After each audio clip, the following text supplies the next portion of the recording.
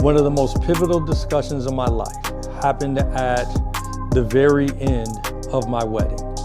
I got married on October 4th, 2003. The last person to greet me on the receiving line was my dad, Paul Henry Cody Jr.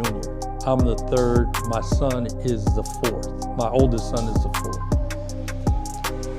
We're walking through the receiving line and he hugs me and he looks at me and he says, "Now I call you a man, my son."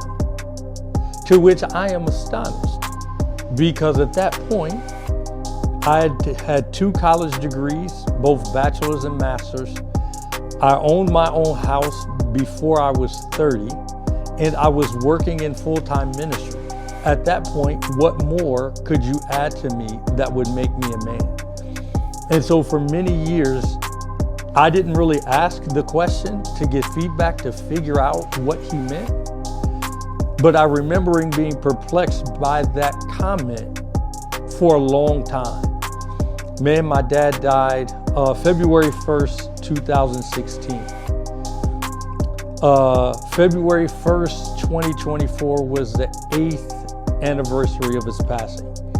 And I'm driving down the street and the Lord reveals to me why he made the comment.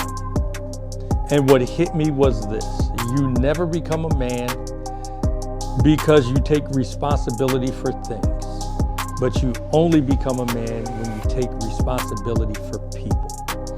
And it hit me at that moment. What he was trying to communicate is that I had made a jump into manhood because now I was willing to take responsibility for someone else's life experience that totally depended on how I lived and moved. And so I discovered it had nothing to do with how much money I made, though that was important. It had nothing to do with multiple college degrees. It had nothing to do with the car that I drove, the house that I owned. It had everything to do with the people I was now taking responsibility for. I think when we measure manhood initially, we're always thinking about what we have and what we've amassed. Whether you go from sneakers to cribs, right? We think about the things that we own as the barometer of our success. It never really hits us. It doesn't compute that the barometer for our success is not what we take care of, it's who we take care of. And so in 2024, 21 years after he made the comment, I understood what he was trying to say. And that revelation has changed the way I see everything.